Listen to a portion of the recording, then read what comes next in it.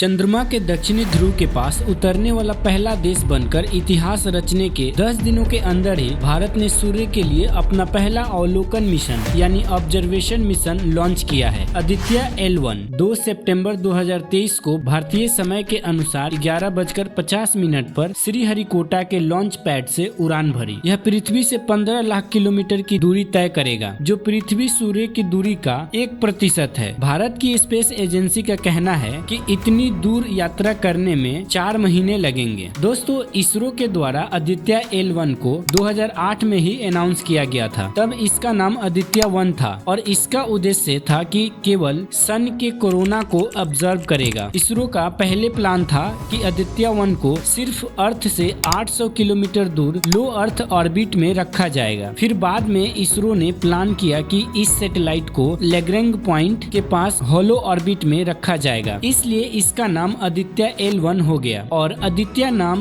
सूर्य के नाम पर पड़ा है, जो एक हिंदू गॉड है जिन्हें आदित्य भी कहा जाता है। तकनीकी कारणों से आदित्य L1 मिशन की लॉन्चिंग में कई देरी हो चुकी है। 2008 में शुरू हुआ आदित्य L1 मिशन मूल रूप से 2020 में लॉन्च होने वाला था, लेकिन बाद में इसे 2021 और फिर 2022 तक बढ़ा दिया गया। कोविड-19 महामारी के कारण लॉन्च को 2023 तक विलंबित कर दिया गया और फाइनली 2 सितंबर 2023 को वह समय आ गया। तो अब सवाल है कि क्या आदित्य L1 सन पर लैंड या टच करेगा? आदित्य L1 ना ही सन पर लैंड करेगा ना ही टच करेगा। यह पृथ्वी से 15 लाख किलोमीटर दूर लैग्रैंज पॉइंट L1 के पास 5 साल तक चक्कर लगाता रहेगा, वो भी बहुत कम फ्यूल के खर्च के साथ। अब यह L1 पॉइंट क्या है और यहाँ आदित्य L1 को फ्यूल कम क्यों लगेगा? तो लैग्रैंज पॉइंट ऐसा पॉइंट है जहाँ पर पृथ्वी और सन का ग्रेविटेशनल फोर्स 0 हो जाता है, जिससे आदित्य L1 को ज्यादा एनर्जी की जरूरत नहीं पड़ेगी, इसलिए फ्यूल कम लगेंगे। इस तरह का पॉइंट स्पेस में 5 पॉइंट है, L1,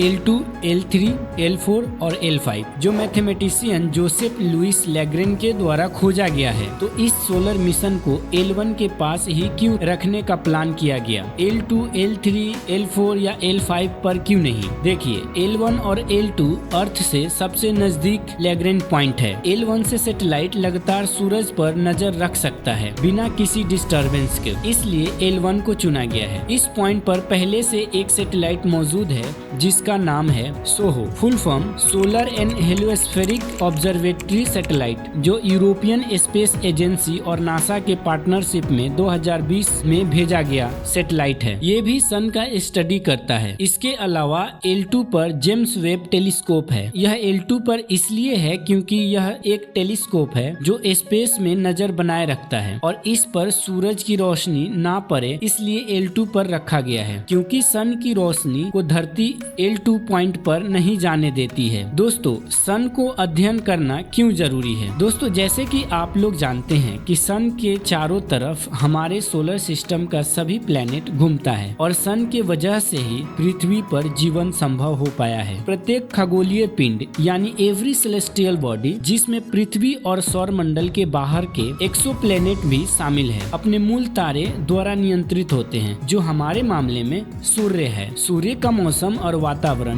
पूरे सोलर सिस्टम की स्थिति को प्रभावित करते हैं, इसलिए सूर्य को समझना महत्वपूर्ण है। जैसा कि आप जानते हैं, सूरज हॉट बलून की तरह है और इसी के वजह से विस्फोट जैसी स्थिति बनी रहती है। ऐसे में सन बहुत काफी मात्रा में ऊर्जा को छोड़ता है और यह ऊर्जा स्पेस में काफी कठिनाइयां पैदा कर सकता है, जिससे अर्थ के चारों तरफ घूम रहे सैटेलाइट कम्युनिकेशंस और पावर ग्रिड को नुकसान पहुंचा सकता है, जिसका प्रभाव पूरे मानव जाति पर पड़ेगा। इसके अलावा जो भी चीज स्पेस से संबंधित है उसमें दिक्कतें आ सकती है। ऐसे में आदित्य L1 हमारे सन को स्टडी करने में बहुत मदद करेगा। जैसा कि आप लोग जानते हैं कि इसरो का लो बजट मिशन की पूरी दुनिया दीवानी है। जैसे आदित्य L1 मिशन का बजट लगभग 400 करोड़ है, जो आदि पुरुष जैसे मूवी के बजट से भी कम है। दोस्तों, आदित्य L1 7 पेलोड्स के साथ लॉन्च हुआ है। इन 7 पेलोड्स का नाम और काम कुछ इस प्रकार से है। पहला,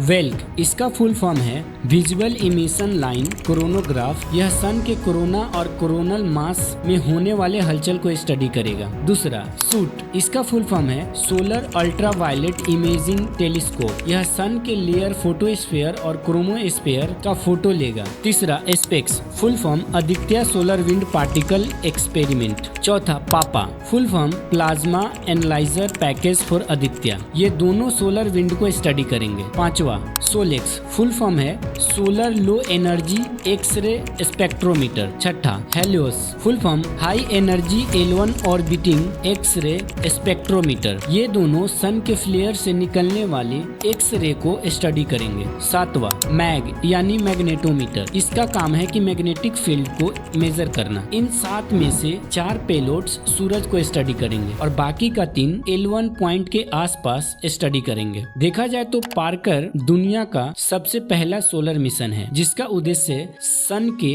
कोरोना लेयर को टच करना था। यह नासा और ESA के साझेदारी से 2018 में लॉन्च किया गया था। दोस्तों वीडियो इन्फॉर्मेटिव लगा हो तो वीडियो को लाइक एंड चैनल को सब्सक्राइब जरूर करें।